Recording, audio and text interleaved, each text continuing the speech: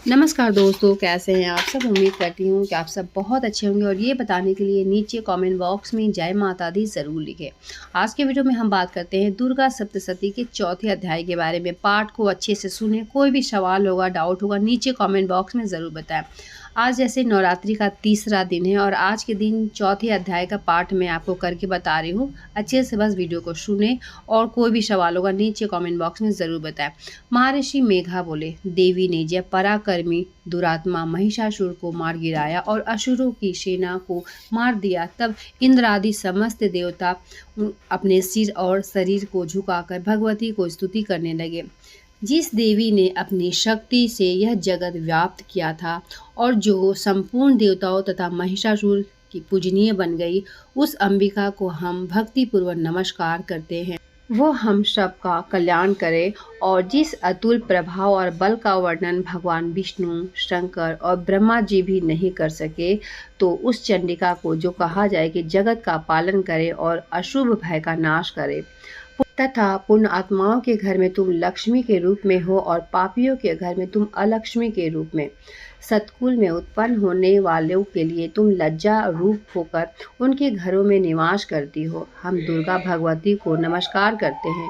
हे देवी, इस विश्व का पालन करो। हे देवी, हम तुम्हारे अचित्य रूप का किस प्रकार से वर्णन करें।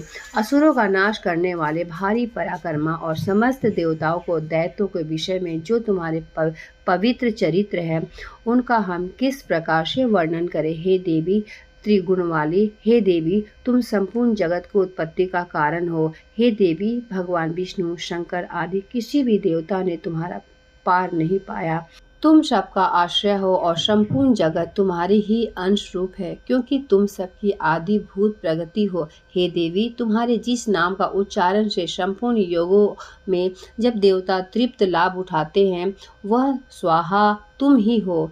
इसके अतिरिक्त तुम पितरों की तृप्ति का कारण हो, इसीलिए सब आपका स्वाहा करते हैं। हे देवी, वह विद्या का मोक्ष देने वाली तुम हो।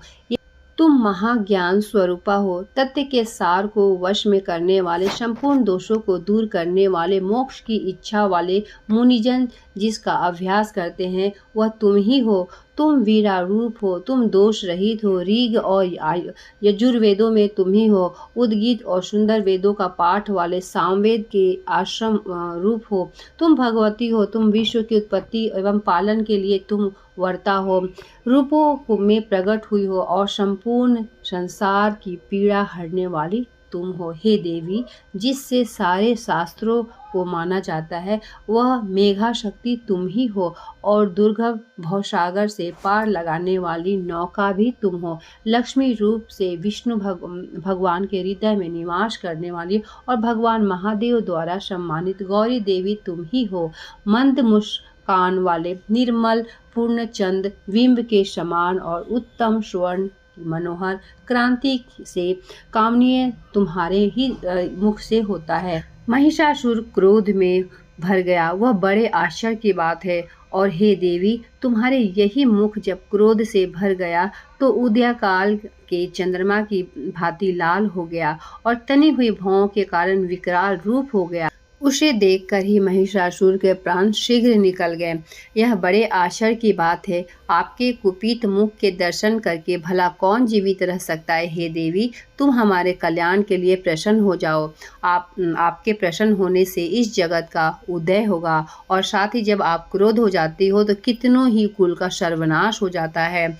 यह हमने अभी अभी जाना है कि तुमने महिषासुर की इतनी बड़ी सेना देखते देखते ही मार गिराया। हे देवी, सदा प्रताप देने वाले तुम जिस पर प्रसन्न हो जाती हो, वही देश में सम्मानित होते हैं। उनके धन यश की वृद्धि होती है। उनका धर्म कभी शिथिल नहीं होता है, यहाँ तक कि वह अधिक पुत्र पुत्रियों और नौकर चाकर से परिपूर्ण होते हैं। हे देवी, तुम्हारी कृपा से ही धर्मात्मा पुरुष प्रतिदिन श्रद्धापूर्वक यज्ञ करते हैं और धर्मानुकूल आचरण का होते हैं और इसके प्रभाव से स्वर्ग लोक में जाते हैं, क्योंकि तुम तीनों लोकों में मनवांछित फल देने वाली हो। हे माँ दुर्गे, तुम स्मरण करने पर संपूर्ण जीवों के भय नष्ट कर देती हो और स्थिर चित्त वाले के द्वारा चिंतित करने पर उन्हें और अत्यंत मंगल देती हो। हे दरिद्र दुख नाशिनी देवी, तुम्हारे सिवा दूसरा कौन है? तुम्हारा चित्त सदा दूसरों के उपकार में लगा रहता है। हे देवी, तुम शत्रुओं को इसलिए मारती हो कि उनके मरने से दूसरे को सुख मिलता है। वह चाहे नरक में जाने के लिए चिरकाल तक पाप करते रहते हों, किंतु तुम्हारे हाथ युद्ध करने से वो सीधे स्वर्ग को जाते हैं। इसलिए तुम अब उनका वध करती हो। हे देवी, क्या तुम दुष्टपात मात्र से समस्त असुरों को भस्म नहीं कर सकती? अवश्य कर सकती हो, किंतु तुम्हारा शत्रुओं को शस्त्रों के द्वारा मारना इसलिए है क्योंकि शस्त्रों के द्वारा मरकर वह स्वर्ग को जावे। और इस तरह से देवी, तुम शत्रुओं के प्रति भी तुम्हारा उत्तम विचार रहता है। हे देवी, तुम्हारे उग्र खड़ग की चमक से और शत्रुओं की नोक की क्रांति के किरणों से असुरों की आंख फूट नहीं गई। इसका कारण यह था कि किरणों से शोभायमान तुम्हारे चंद्रमा के समान आनंद प्रदान करने वाले सुंदर मुख को देख रहे थे। हे देवी, तुम्हारा शील बुरे वृतांत को दूर करने वाला है तथा सबसे अधिक तुम्हारा रूप है, जो न तो कभी चिंतन में आ सकता है और न किसी दूसरों को कभी तुलना ही हो सकता है। तुम्हारा बल का पराक्रम शत्रुओं का नाश करने वाला है। इस तरह तुमने शत्रुओं पर भी दया प्रकट की है। हे देवी, तुम्हारे बल की किसके साथ बराबरी नहीं किया जा सकता है तथा शत्रुओं को भय देने वाला तुम्हारा इतना सुंदर रूप भी और किसका है? हृदय की कृपा और युद्ध के निष्ठुरता, यह दोनों ही बात तीनों लोगों में केवल तुम ही दिखाई देने वाली हो। हे माता, युद्ध भूमि में शत्रुओं को मारने वाले तुम्हें स्वर्गलोक को पहुंचाने वाले तुम ही हो। इस तरह तीनों लोकों में तुम्हारी रक्षा की है तथा इस तरह से उत्तम असुरों में जो तुम्हारा भय था वह तुमने दूर किया है। तुमको हमारा नमस्कार है। हे देवी, तुम चारों दिशाओं को प्रकाशमय करने वाली हो।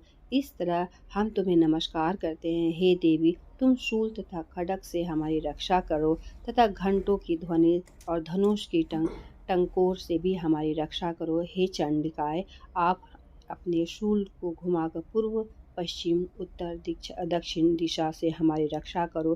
तीनों लोकों में जो तुम्हारे शौर्य रूप है तथा घोर रूप है, उनसे हमारी रक्षा करो तथा पृथ्वी की रक्षा करो। हे अंबिके, आपके कर पर कमलों के कारण जो खड़ग, शूल तथा गदा आदि शस्त्रों में शोभा पा रहा है, उनसे हमारी रक्षा करो। महर्षि बोली।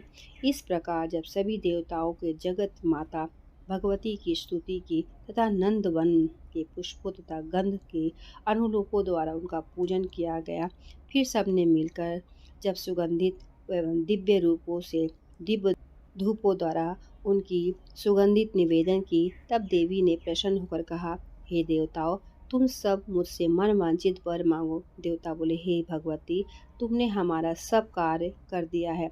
अब हमारे लिए कुछ भी मांगना बाकी नहीं रह गया, क्योंकि तुमने हमारे शत्रु महिषासुर को मार डाला है। हे महेश्वरी, तुम इस पर यदि कोई वर देना ही चाहती हो तो बस इतना ही वर दो कि जब जब हम तुम्हारे स्मरण करें तब तब तुम हमारी विपत्तियों का हरण करने के लिए हमें दर्शन दिया करो। हे अंबिके, जो कोई भी तुम्हारी स्तुति करे, तुम्हें अपने वित्त समृद्धि और अपनी वेदना बताए, तुम उनकी रक्षा हमेशा करो और इस प्रकार तुम उन पर सदा प्रसन्न रहो। महर्षि बोले, हे राजन, देवताओं ने जब जगत के लिए तथा अपने लिए इस प्रकार से प्रश्न किया तो बस तथास्तु कहकर देवी अंतर्ध्यान हो गई।